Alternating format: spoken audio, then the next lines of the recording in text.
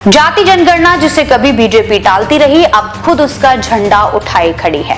जिस मुद्दे पर तेजस्वी यादव सड़कों पर थे, राहुल गांधी संसद में गरज रहे थे, आज उसी मुद्दे पर श्रेय लेने की होड़ मच चुकी है। बिहार से निकली जाति गिनती की चिंगारी अब दिल्ली के गलियारों तक पहुंच चुकी है। लेकिन सवाल अब यह है कि कौन लेगा क्रेडिट।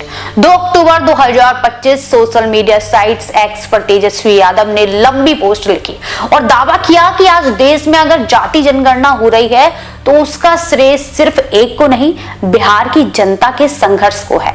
तेजस्वी ने लिखा, हमने एक अड़ियल सरकार को झुकाया जिन्होंने कभी जाति जनगणना की आलोचना की, वहीं अब इसे करवाने की घोषणा कर रहे हैं। तेजस्वी ने खुद को संघर्ष का प्रतीक बताया और याद दिलाया कि 2 अक्टूबर 2023 को उन्होंने बिहार में जातीय सर्वेक्षण की रिपोर्ट जारी की थी। केंद्र की बीजेपी सरकार जब आधिकारिक तौर पर जाति जनगणना कराने का फैसला लिया तो पूरा नैरेटिव ही बदल गया। अब वो बीजेपी जो पहले जाति विभाजन की बात कर रही थी, वही आज कह रही है कि आंकड़े जरूरी हैं समावेशी विकास के लिए। यानी तेजस्वी और राहुल गांधी के आसपास बीजेपी को घेरने का एक बड़ा मुद्दा कमजोर पड़ गया है।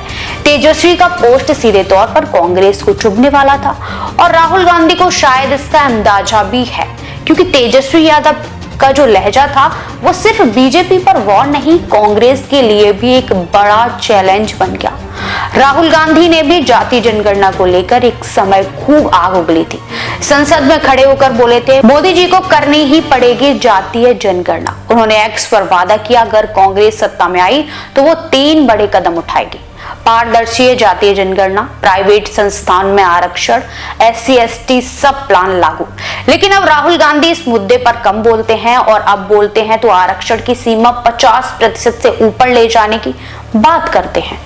तेजस्वी और राहुल गांधी के बीच सिर्फ रणनीति का फर्क नहीं, अब क्रेडिट लेने की भी होड़ दिख रही है। राहुल गांधी ने बिहार में कास्ट सेंसस को फर्जी कहा था।